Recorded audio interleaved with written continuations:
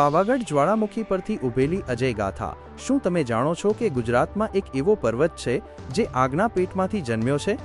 દરિયાઈ સપાટીથી લગભગ 822 મીટર ઊંચે આવેલો આ પર્વત માત્ર કુદરતી અદ્ભુત નથી, પરંતુ એ છે એક એવો ગઢ જ્યાં ઇતિહાસ, ધર્મ અને શૌર્ય એકસાથે શ્વાસ લે છે।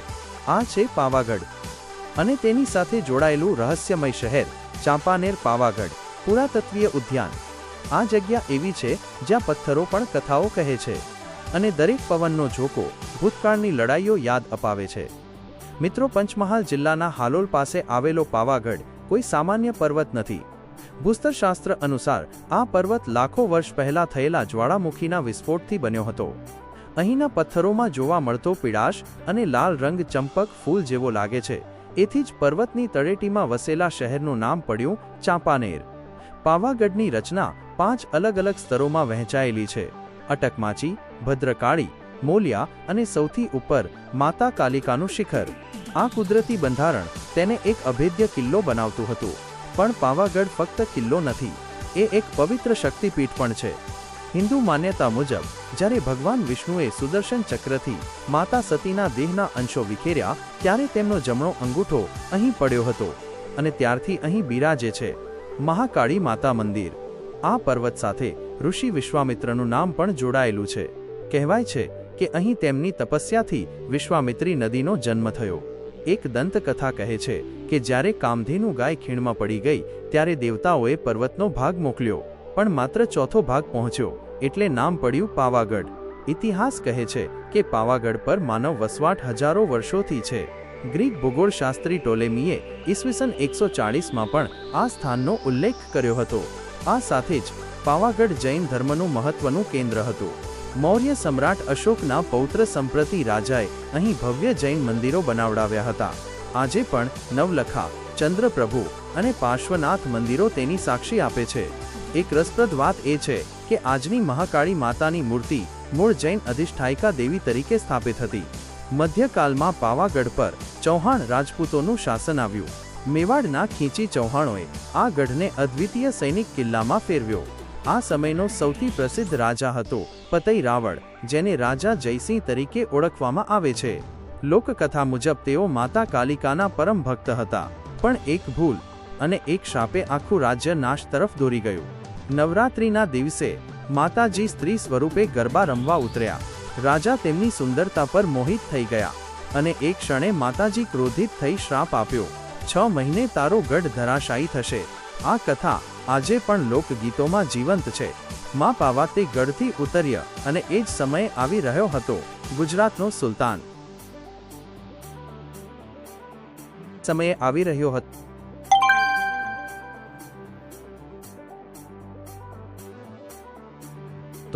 ગુજરાતનો સુલતાન મોહમ્મદ બેગડો 1483માં તેણે પાવાગઢને ચારે બાજુથી ઘેરી લીધો।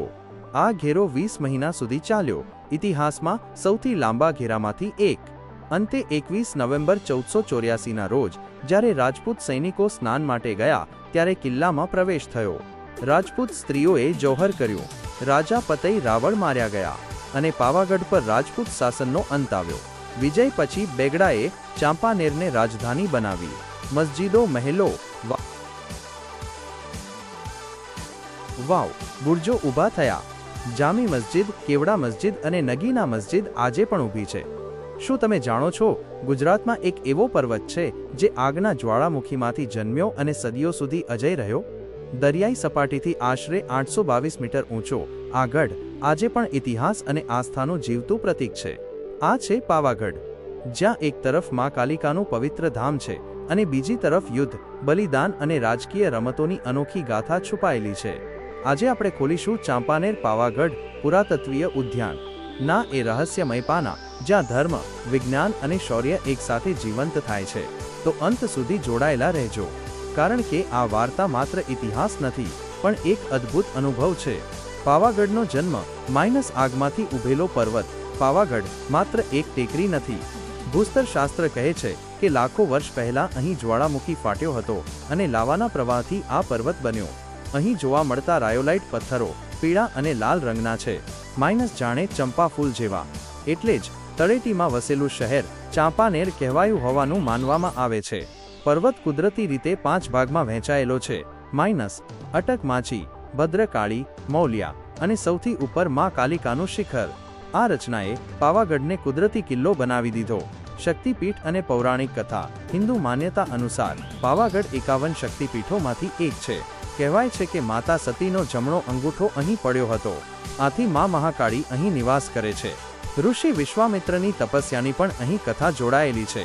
દંતકથા મુજબ તેમની કામધેનુ ગાય ખીણમાં પડી ગઈ ત્યારે દેવતાઓએ પર્વતનો એક ભાગ મોકલ્યો પણ માત્ર પાવ એટલે ચોથો ભાગ આવ્યો, એટલે નામ પડ્યું પાવાગઢ.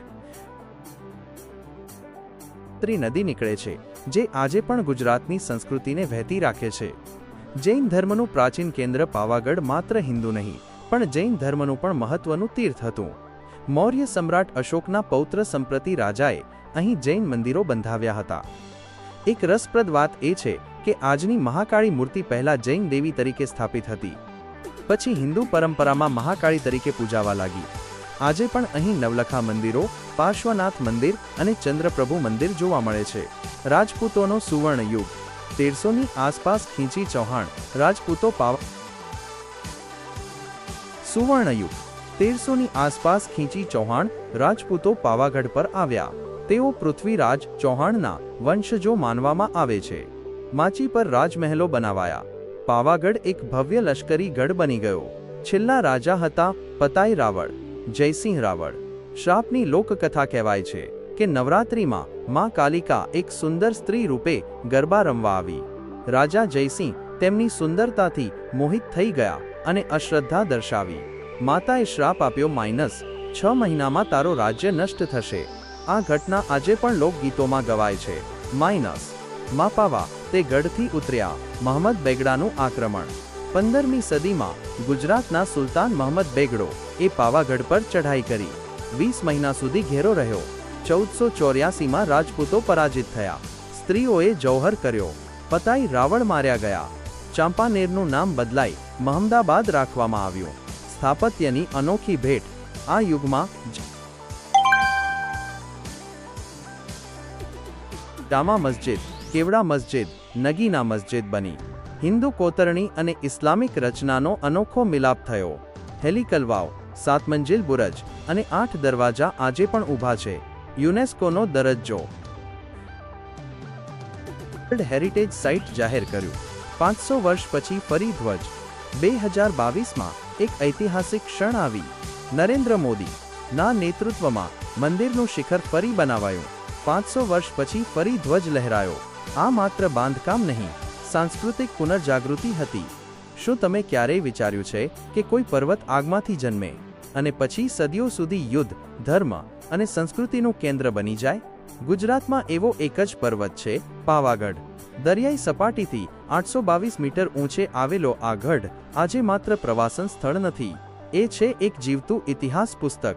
આજે આપણે વાત કરીશું ચાંપાનેર પાવાગઢ પુરાતત્વીય ઉદ્યાનની, જ્યાં રાજાઓ લડ્યા, દેવીઓ વસ્યા અને સમય થંભી ગયો. પર્વત નહીં, પ્રકૃતિનું અદ્ભુત સર્જન. પાવાગઢ કોઈ સામાન્ય ટેકરી નથી. વિજ્ઞાન કહે છે કે લાખો વર્ષ પહેલા અહીં જ્વાળામુખી ફાટ્યો હતો. તેમાંથી નીકળેલા લાવાએ આ પર્વતને આકાર આપ્યો. અહીંના પથ્થરો પીળા અને લાલ રંગના છે, જાણે સૂર્યની આગ હજુ પણ તેમાં વસતી હોય. આ રંગો જોઈને તળેટીમાં વસેલા શહેરને નામ મળ્યું ચાંપાનેર. કુદરતી સુરક્ષા વ્યવસ્થા. પાવાગઢ કુદરતી રીતે 5 ભાગોમાં વહેંચાયેલો છે: અટક માછી, ભદ્રકાળી, મૌલિયા અને અંતે માતાનું શિખર. આ રચના એવી હતી કે શત્રુઓ માટે ઉપર પહોંચવું લગભગ અશક્ય હતું. એટલે જ પાવાગઢ સદીઓ સુધી અજય રહ્યો.